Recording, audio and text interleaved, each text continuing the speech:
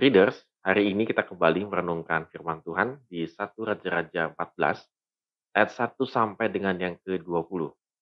Ya, saya berharap kita membaca bagian ini dengan baik. Kalau perlu, pause video saya, lalu membuka Alkitab dan baca firman Tuhan. Karena kalau tidak sih, saya rasa sih nanti takutnya tidak mendapatkan satu pemahaman yang baik gitu ya ketika kita membaca bagian ini. Kita kalau sedang dalam keadaan kepepet, apa yang kita lakukan? Mungkin kita pernah mengalami dalam kehidupan kita, kalau kita sedang dalam keadaan kepepet, misalnya nggak punya uang atau sedang sakit keras. Dan kebanyakan kalau diri kita, mungkin kalau sedang sakit yang cukup keras atau berat, maka kita sering membuat satu komitmen kecil-kecilan kepada Tuhan. Misalnya kalau saya nanti sembuh Tuhan, saya akan rajin ke gereja, memberikan persembahan, berbuat baik, dan lain sebagainya. Kita buat satu komitmen-komitmen kecil yang kita lakukan kepada Tuhan supaya berharap Tuhan akan menyembuhkan kita. Dan kalau Tuhan sudah menyembuhkan kita, biasanya juga kita lupa akan komitmen-komitmen yang telah kita lakukan tersebut. Nah, saudara, eh, Jerobeam itu juga melakukan yang sama ketika dia kepepet. Anaknya sakit keras, maka dia kepepet begitu ya. Dia ingat Nabi Ahia yang dulu telah meneguhkan dia menjadi raja Israel. Maka dia berharap Ahia nanti kalau ditemuin bisa menyembuhkan anaknya. Dan yang cukup anehnya adalah yang pertama, Jerobeam ini tidak langsung datang menemui Ahia, dia malah menyuruh istrinya. Yang kedua adalah untuk menemui Ahia, istrinya malah melakukan endap-endapan gitu ya, maksudnya endap-endapan itu ya malah tersembunyi gitu. Tidak dilakukan secara terang-terangan untuk menemui Nabi Ahia. Pertanyaannya, ada apa? Kenapa? Kan begitu ya. Ya seharusnya kan kalau datang ke dokter masa sembunyi-sembunyi begitu ya. Seharusnya ya terang-terangan aja datang ke dokternya bareng begitu. Nah, ketika istrinya datang justru tidak disembuhkan anak itu, malah dia memberikan teguran yang sangat keras.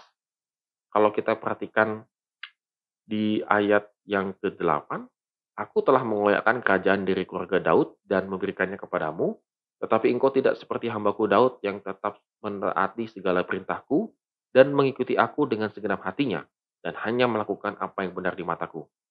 Ayat yang ke-9, "Sebab engkau telah melakukan perbuatan jahat lebih daripada semua orang yang mendahului engkau, dan telah membuat bagimu Allah lain dan patung-patung tuangan, sehingga engkau menimbulkan sakit hatiku.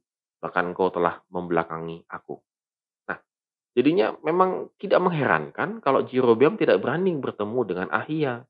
Karena dia tahu dulu dia diangkat oleh Tuhan supaya taat kepadanya, tetapi yang terjadi malah tidak taat kepada Tuhan. Nah, artinya di sini sebenarnya kita bisa melihat ya, posisinya Yerobeam bahwa dia tahu dia salahnya luar biasa. Dia tahu dia punya punya dosa. Dan yang terjadi adalah konsekuensi daripada itu adalah anaknya meninggal.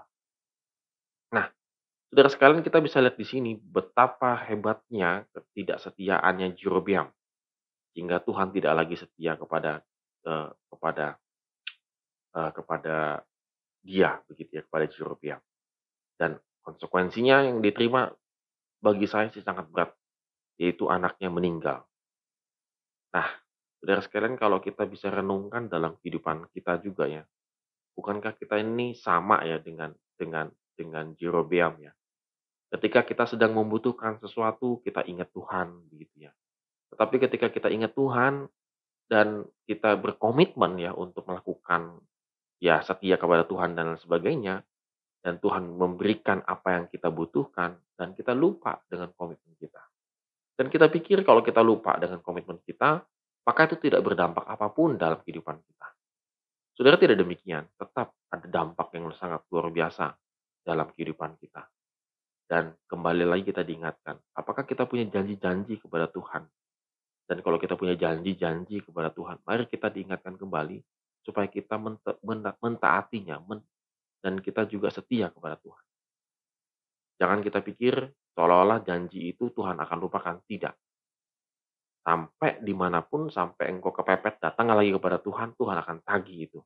Seperti yang terjadi kepada Jerobeam. Oleh karena itu, saudara sekalian, jangan sampai konsekuensi daripada janji kita sendiri yang kita ucapkan itu malah efeknya sungguh luar biasa menyakitkan dalam kehidupan kita. Mari kita renungkan firman Tuhan pada hari ini untuk menjadi kekuatan dalam kehidupan kita. Amin. Tuhan Yesus memberkati kita semua.